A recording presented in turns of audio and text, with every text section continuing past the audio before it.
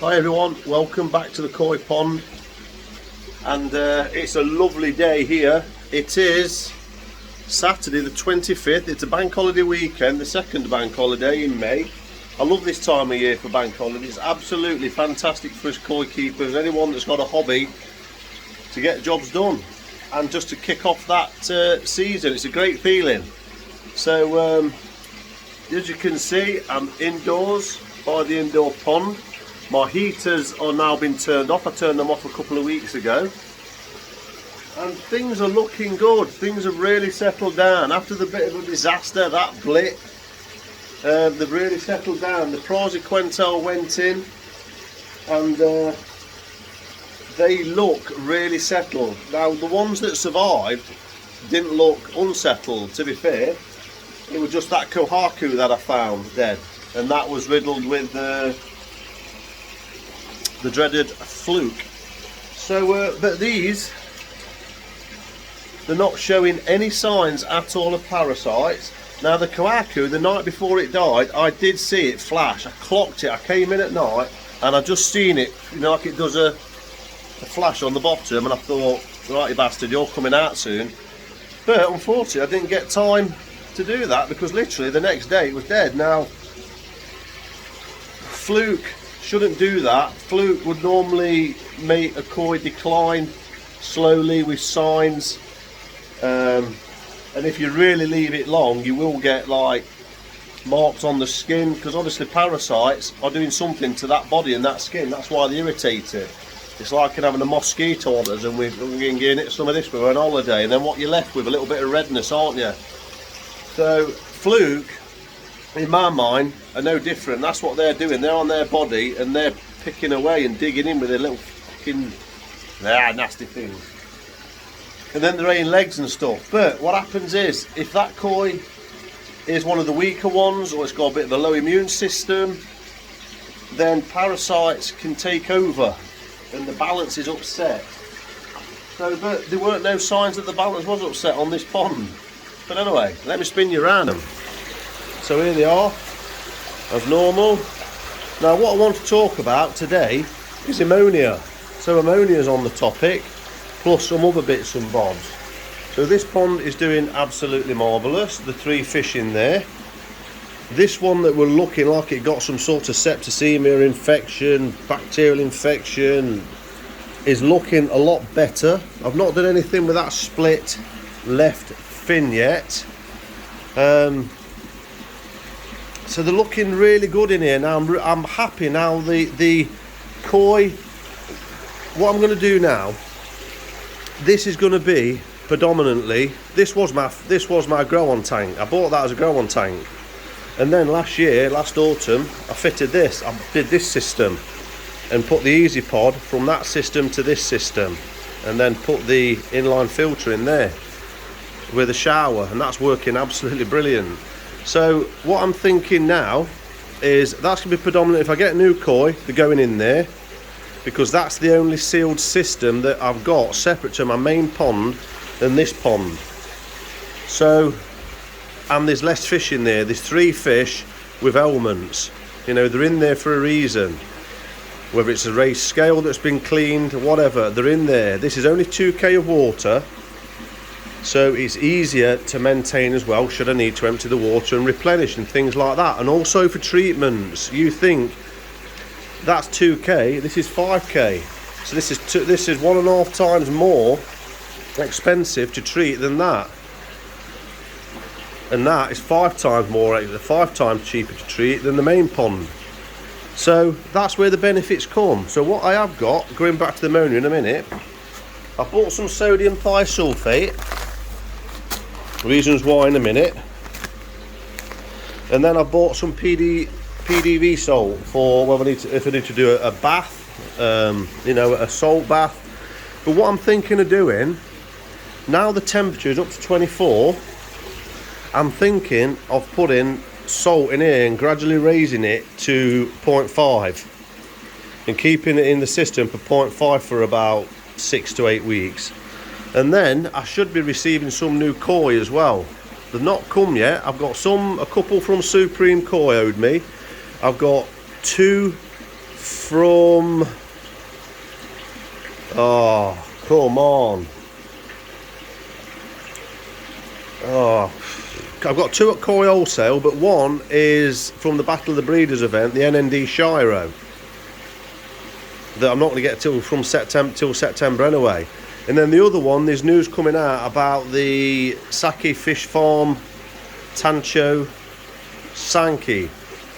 So it looks like some videos or something are coming out soon to us, and some more information. So obviously Ricky's getting his head around what he's doing with them, and I've still not decided yet. There was overwhelming comments from my last video. If you want to take a look in the video, it's just the last one. So once you've watched this video, head on to that and look at the comments. I asked, what should I do with that koi? Should I get it, QT it, and then after 6 weeks grow it on in here? This is where it becomes tricky then, because you're thinking, well, why would you get a quality fish like that, a 500 pound 25 centimetre Tancho Sankey from Saki Fish Farm, and then put it in here with these two? But what other options have I got? I could put it in my main pond, I could put it in here. So you're still mixing it with other fish, and this is the dilemma. So really I should put it in there, because that is my less risk. There's less risk in there if I'm going to have that. The other option, I don't know whether Ricky's going to do it yet, is put an option out to grow it there. But you guys told me to grow it on. Grow it on for interest and grow it on for the fun for me. Now, the only thing with that, once you've received that fish, obviously there's more risk in your hands. So that's in my system then, in my care. Whereas if it stays at Koi Wholesale, they've still got a bit of risk in there, on their side, because you're paying them to grow that on. And I'm pretty sure that if you come to the end of it, or that fish died and jumped out, I'm pretty sure they'd sort you out and be a good dealer and come to an agreement with you, and you'd either get your money back or another fish.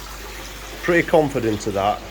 You're not sort of left out in the cold and go, no, we don't want to know you again. They just don't deal like that. So yeah, it's one of them. But something's all telling me also, it's now May the 25th. So actually, you know, it might be worth, because I would imagine that if they are going to offer to grow it, it might only be to October, unless they've got a heated pond they can put it in and extend the season. I don't know, because obviously now it was meant to be from February to September, October. So like I was thinking you're getting like 6 months out of growing it on, or they would be for you, £480. So I don't know. I've got Saki growth, I've got balance in there which I'm not using now, I've got some colour coming. So yeah, I'd probably end up putting it in there, just to put it in there in isolation for 6 weeks. There is food going in there, and then put it in here. Now onto the ammonia. Yeah, so I'm thinking of putting salt in there as well to 0.5 to really get, these on the mend. Salt at 0.3, 0.5 and warmth does wonders. And then at the end of that, to get it out of the system, I could literally drain it all down, get it filled back up, because it's only 2,000 litres. That would be a task in itself, but it's not like 5,000 litres, 10,000, is it? Anyway, going off that, the only thing that does bother me is I've got this lovely mind your own business plant. So I would be, what do I do with that? Because I don't think that would like salt at 0.5. If any of you do have a mind your own business plant on your pond and I've used it with salt, what's your experience? How far can you push salt with mind your own business and plants? I've done it before with my plant filter, and I've done it to a lower level of about 0.2 with no ill effects or leaves going off or anything like that, but I've never done it higher than that. So ammonia, right, did my checks last night. I thought, right, get in here, and this week I've done 2 checks with my Anna ammonia checker. Nitrite is still 0. Lovely aqua blue. The ammonia was at 0.28. You times that by 1.2 1.214, and that gives you ammonia. So I'm around about 0.3. Now this, the Cactoile, I've got to report, since it's on 2 separate feeds with these flipping connectors, which I hate by the way, it does seem more stable. So yesterday it was literally around about 7.98, and I'm not getting that fluctuation anymore either, bouncing around. So it has, and the MV has settled down, look. So the MV is around 389, pH is 8, temperature 24.2 this morning. So I'm very stable at the moment. So that's gone up a little bit.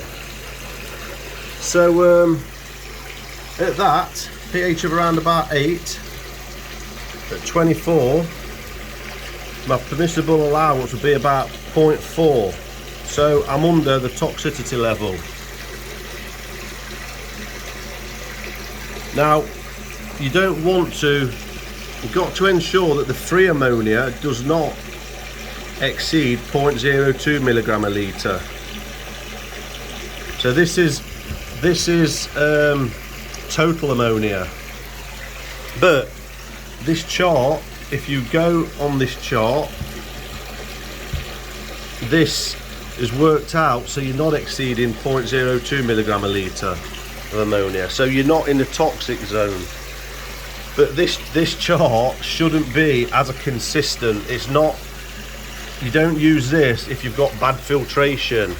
You know, if you've got a crap filter and you're thinking, oh, I'm chucking the food in, oh yeah, I'm all right because it's not toxic. That's what you're not meant to be using it for. Your aim is to get that ammonia as low as possible, if not reading near enough zero on a test kit. Now, just on the ammonia, because I'm doing more water changes and whatnot, for my water changes, I'm thinking of flipping now from Seachem Safe, which I love, and purely, I'm not using this, I'm not going to use this for a chlorine remover.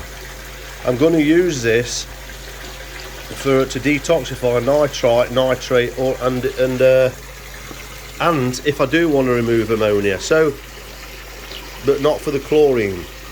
So this does remove chlorine, chloramine and ammonia, and at a high level it detoxifies nitrite and nitrate, so it's a great product. But because of this bugger, I'm having to clean it out every 3-4 days. Still over about every 3 days, look. It's going down now, look. See the water level in there? So that really is a bit better since the pond's been BPP'd, but it's still going to be higher maintenance. And on top of that, I'd have to keep using that, and that's about £15. So that's where I thought, right, let's start using. I'm going to make a solution up. You can dilute this and make a solution up, so it's like a ready-made liquid dechlorinator, and I'm going to start using that again, I think, when I do water changes. But as a byproduct of that, apparently, and I go on to Mankey Sankey website, when you remove chlorine with sodium thiosulfate, there's apparently two atoms, 2 parts, and what it does, it removes the chlorine, but it leaves 1 part, which is ammonia. So as a byproduct of using sodium thiosulfate, you might not have known, it does leave ammonia in the pond. So if you use sodium thiosulfate, you will always have ammonia in your pond, and you will always have it if you use tap water anyway, your water source. So it got me thinking again. I've got my trickle filling. Do I go back to a closed loop again, so I've got no water trickling in? I think I might do, because I'm not trickling in on this one, and I've got RO on the main pond. So I think what I'm going to do, the trickling's going to go off, and I'm going to convert back to sodium thiosulfate solution, 0.5% salt in there, and then that, if I get any new fish coming in from Soupy and Koi Wholesale and Sunnybank Koi, that was it, I got 2 fish for me as well, they'd be going in there, so that'll be ready for them without affecting my other 2 ponds. So that's that. Another thing, and I'm not going to give credit to myself here because I've only just watched this video. There's a channel, and I sometimes see it pop up. It's called Koi TV. I think the chap's Dutch, but anyway, that's irrelevant. I think it's called Koi.tv, and I've seen a video from 2 years ago pop up today because I'm sort of thinking ammonia again, because like I say, I'm consistently getting about 0.3. So that video popped up, and there's some interesting points he mentioned, and one of them was your feeding. So he recommended, and this is where it got me feeding, because this is what I do. I have my pond set up feeder to actually suit me, if that makes sense. So in the daytime, from 6 in the morning till 9 at night, when it's feeding this maximum amount, say if it's 8 feeds, it will be predominantly throughout that time, from early morning to late night. Now what this chap recommends, I can't remember his name, so apologies, but it's Koi.tv. He recommends to feed them 24/7. So he were feeding 14, a minimum of about 14 times a day. And then that, you don't get as many dissolved organics on the pond because you've not got so much feed going in at the same time. So it's spread over, and also the fish don't get accustomed to certain times. So what he does, he adjusts his time on the clock, doesn't adjust each feed.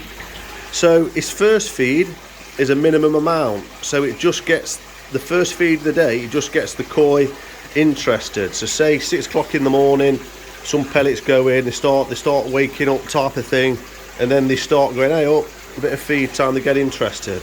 Then a few minutes later comes the normal size food, goes in, and then the food goes in, probably, he didn't say at the time, but it might be for 14 feeds for that day, but within a time window of 24 hours. Now for me, the only thing that he didn't answer the question, didn't sort of cover, to me, there's surely got to be a bit of a rest period. So, what time, there must be a rest period there somewhere. So, but it made sense that fish, koi, don't want to be feeding in daylight, summer all the time, surely. Carp, they will want food at night. They will, and one of his points is, if they feed at night, it'll be less stress. Less stress, less ammonia output from gill function and what's all this stuff. Less release of the stress hormone. So with those, that will make them a healthier fish, fitter fish. They'll feed more, they'll be more active. So to me, that all made sense. So I think I'm going to try it. So what he said with this, he just alters that twice a week, the time. So it might be like, put it forward 10 minutes, put it back half an hour, the actual clock. So the feeds are not exactly the same, because koi, if you've ever witnessed yourself, they do get accustomed and they do know what happens at a certain time. So I come in here at certain times of day and they hear that door go, they hear that slam, you hear the splash. So that's probably a stress event, but then they know, they calm down, and they probably know, oh, it's me again, and something's going to come, i.e. food and stuff, so I'll hand feed, because that's me making me feel better. It's like these now, look, they know, hang on, we know this shadow, we know this dude, look, they're not spooked, and they're actually coming up. It's because they know. They get used to me, my voice. They definitely, I mean, fish aren't clever fish. There's no doubt, no, fish aren't clever, but they do have a level of patterns and they learn. There's no doubt about that. That's why you can get to hand feed and there's other people can't, because they don't know who's what. But they get used to you, your sound, your footprints, your banging, your habits. So like many animals, they're creatures of habit. So I'm going to try that. And another thing, another tip, and I knew this one anyway. If you run your filters really quick, the pump running really quick, and you're getting ammonia nitrite, you might be running your water through your filters too quick. So you might be whacking too much flow through your moving beds and filter media. Excuse me. So your dwell time on that media is, too quick. It's not there long enough for the bacteria to sort of consume the ammonia and the nitrite. But for me, if you think about it, and this is where my brain works, well, it shouldn't really matter, because the contact is constant all the way through. But so there's a bit of an argument there. There's some that think no, it don't matter, because the contact, that media is always in the water, therefore the contact is always there. But then there's an argument that if it's too quick, it's almost like you're on a conveyor belt and that food's passing you. The faster that conveyor belt is going, you can't grab the food off. So think of it that way. So think of me now, a conveyor belt in a restaurant, and it's going lovely and slow, and I can pick some food off, eat, pick some food off, eat, think I'm bacteria, and that sort of mindset. But then if that food is going too quick, I'm picking less, and they get that quick that I can't pick anything, so then I'm being starved. And if that's consistent, you cannot grab anything. So picture that. I'm the bacteria now, biological bacteria, and I'm trying to grab that ammonia and nitrite to consume and feed off, and I can't grab it. So that's the sort of thought pattern anyway. So hope my silly methodology there has kind of hit home. What camp are you in there with dwell time? So what I'm going to do, and I'm tinkering, but I'm getting ammonia. So 0.3 is not too shabby. 0.3 of nitrite at this time of the season is not too shabby. But I want to get that ammonia down more. So as you know, that is not my biological media. I'm not seeing it as my biological media. So any benefit it has, it has. I'm seeing that purely as my mechanical filter. That's my biological. That's my biological. Kintama Gold bio pads, and with that I should be able to take up to 300 grams of food a day, and I'm probably putting in, I'm on 3 feeds at the minute, 90 grams a day in this one, and I'm getting 0.3 ammonia. So why is that? Is it the fact that there's too much food going in and it's not enough for the media to cope with at the moment, or is the dwell time too quick? At the minute on this system I'm running at 60%, and it's a 10,000 pump, so that's running about 6,000 litres on a 5,000 litre pond, 5,000 litre pond. So that technically is turning over about every hour, but yeah, it is. The pond's turning over that and going through the easy pod, but I've got it unrestricted through the return back to the pond and then through the moving bed. But at the minute the moving bed is on full. It's on full. So what I can do is put a bucket on here and time it for 1 minute to see what volume I've got running through that. And I think most people, they'll say, well, you want to turn over the pond once through your moving bed as well. But I might play about with that. So what I might do is reduce it through the moving bed and open more up through the actual crocks, through the actual tap back into my pond, so I get more flow through the pond, but reduce it through the moving bed. And just see what happens over a period of this next week. Test it twice again and see if that ammonia reduces or goes up. Bearing in mind my last 2 tests over the last week, I've been around 0.3, 0.3. See again what I get. Will it improve the ammonia? Will it lower it? Or will it go higher? I'm not going to change the feeding pattern at all. So that's the test I'm going to be doing on the next week. But I think I'm going to keep this at 62. You can't see that, but that's on around about 60%. on 10,000 litres. Because if I reduce that, I'm not going to get the flow through that, through the air source heat pump and then back to the pond. So, and if I need more to go through the actual moving bed, because I'm opening up through the return back to the pond, I could increase this to like 70%. But what I've got to bear in mind is that will need cleaning because I've got more water flowing through, so that will get dragged, need cleaning more often. And when I go away for a week in August, oh God, I think I'm just going to turn my feeder off that week, turn my feeders off so there's no food going in, and have the Easy Pod running on its lowest setting so it's trickling through everything. It's just going to be a nightmare that week. I just really don't know what to do. So anyway, that's where my 9 set is. What do you reckon to all that lot? That was a lot in there in the end, wasn't there? Just as an offshoot, look at this lovely day today after that rain this week. It's been a grim week. I found a swarm last night, at 8 o'clock last night. Look at this, look.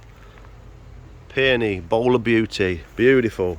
But anyway, I'm just going to tell you something just to finish this one and then do my recap. Last night I come in like this and I was doing my thing at 8 o'clock, 8:15, and I looked up here, thought my netting's there, then just here there was a big round shadow of about 50 centimetres there. I thought, what the hell's that? Did I leave something on my roof when I went up and put this shade netting on?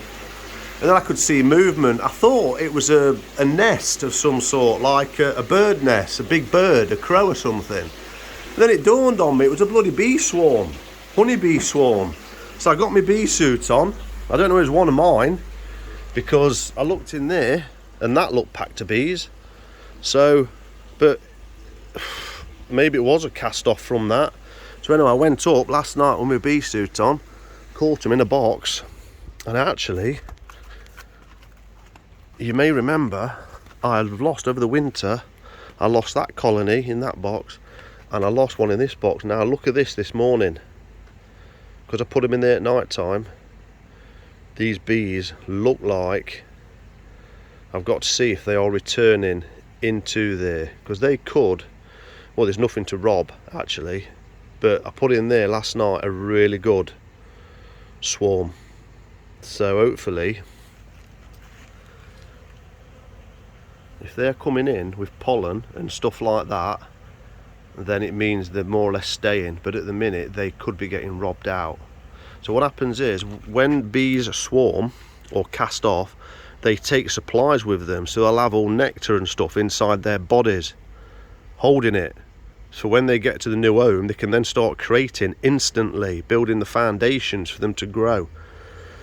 Now, what can happen is, the new bees can go into a box, they can put all their foundations back in place and stuff, and then they should get working, start going out there, getting pollen and working that hive again, working that, you know, getting the stores for the colony to grow it. But what can happen is, other colonies know, and they can then go and nick all their supplies, because they're probably the weaker. They might be a weaker colony, so you've got to be careful. So they can get robbed. But I don't think they are. But I can't see them bringing any pollen in. Now last night when I was on this roof, when I first touched them, they was a bit nasty. They really went for me and I got stung on the leg. So I'm hoping, I'm stood here now and I could usually sit here in the colony before I wouldn't get stung. So I'm hoping I can do that with ease. If not, if they start flipping chasing me around the garden, then they're going nasty. There's a bad queen giving off bad pheromones, because they shouldn't be behaving like that. They shouldn't be chasing dogs around, animals or neighbours or yourself in your bee garden. If they are, you've got to get in there, kill your queen, so they can create a new queen, and hopefully it's a nicer queen. So that colony's doing okay. It's a bit weak, but it's doing okay.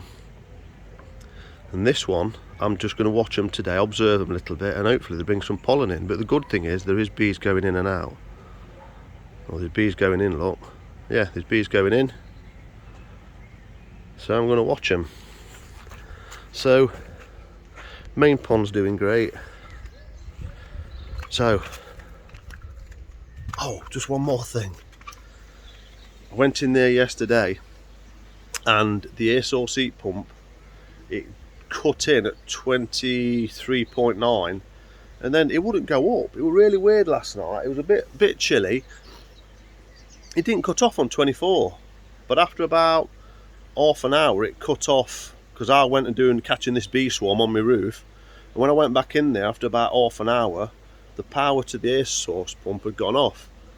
So it reached temperature, but it was at 23.9, which was a bit weird. So it must be 23.9.5 or something, so it was closer to 24, but it weren't exactly reading 24, which is weird. And it's still got that temperature on there now. So I found what I've got it set on now is getting me 24 degrees on the cactoile and the inkbird. So at the minute it was holding temperature. Thank God it did go off, because I thought, oh no, it's stopping on again, but it seems to be doing anything like the other one. But it did go off, so it seems to be performing much better than the other one, the second one that was sent, which is really odd. So at the minute, it's what I did do as well, guys, and this is why I've got to sort the Easy Pod out. The Easy Pod, because it was getting clogged up again after 4 days, it starved the pump, which starved the air. So then I cleaned it. I forgot to turn the air source heat pump off, and then it put it into a fault code, a pressure problem, and I didn't realise it. I didn't turn the power off to it, reset it. So the next day it dropped down 3 bloody degrees and hit the pond, because we had a cold spell in the week. I thought, oh, that air source heat pump, right, I've had enough of them now. I went down there and it got an E5 code on it, and that's a pressure problem. So I've got to remember now, fucking technology innit. This is the only problem when you go a bit more technical. I've got to remember now, when I turn the pump off, I've got to turn my UV off, because I'm using that now, and I've got to turn the air source heat pump off, because there were no water flowing through the air source heat pump when I think it was calling for heat when I was cleaning it. So it's running, it started running, got no water flowing through it, its sensor's gone off, tripped it and gave me a fault code. Anyway, I turned it back on, that was that day, popped back in an hour later and it had gone back up to 20. I got the temperature back up, so great. Thanks for watching. If you're a subscriber, thanks for subscribing, thanks for the support. Put some comments in if anything's provoked your interest, get some chat going, and please hit the like button or the thumb button down if you're not bothered, and see you on the next one.